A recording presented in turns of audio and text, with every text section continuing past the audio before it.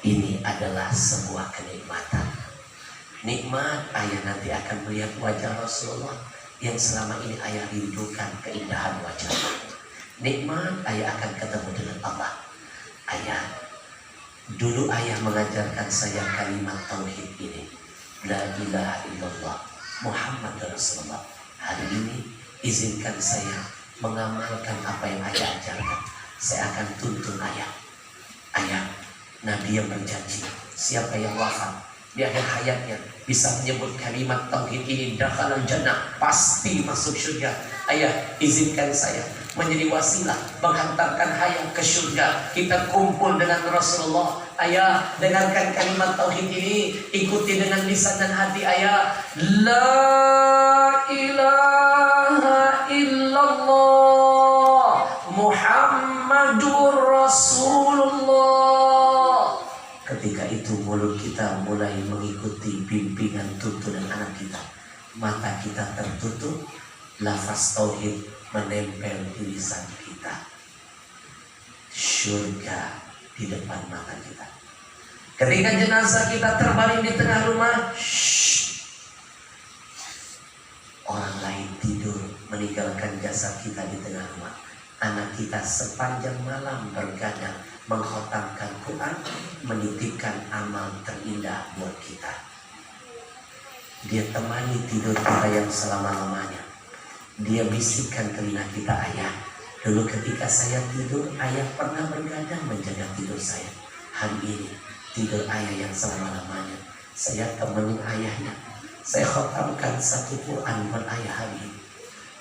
6.000 ayat di dalamnya ayat, 114 surah, 30 juz, 1.027.000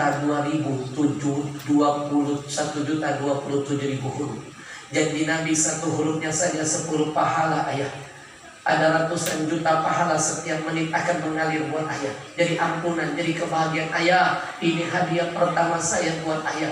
Ingat pesan Nabi, uhjuli mautakum. Sering-sering kalian kirim hadiah buat mayit-mayit kalian.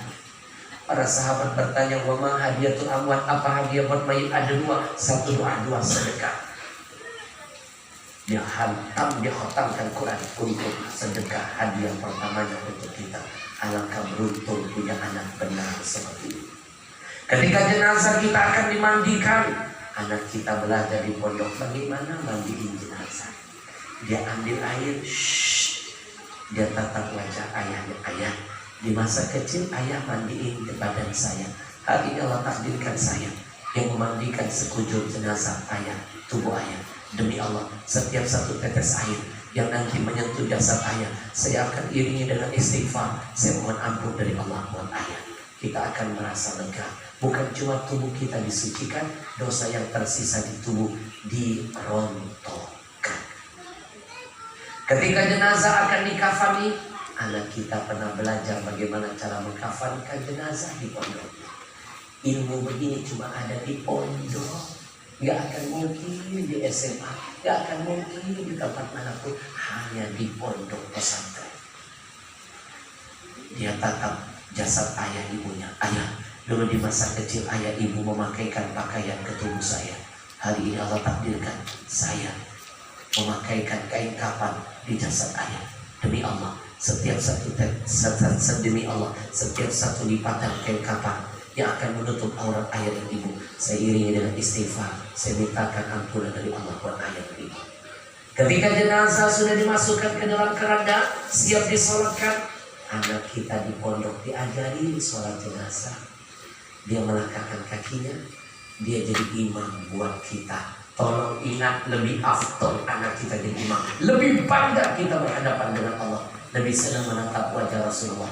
Sebelum diangkat takbir, dia katakan kepada kita, ayah, demi Allah, ini bukan sholat saya yang terakhir buat ayah.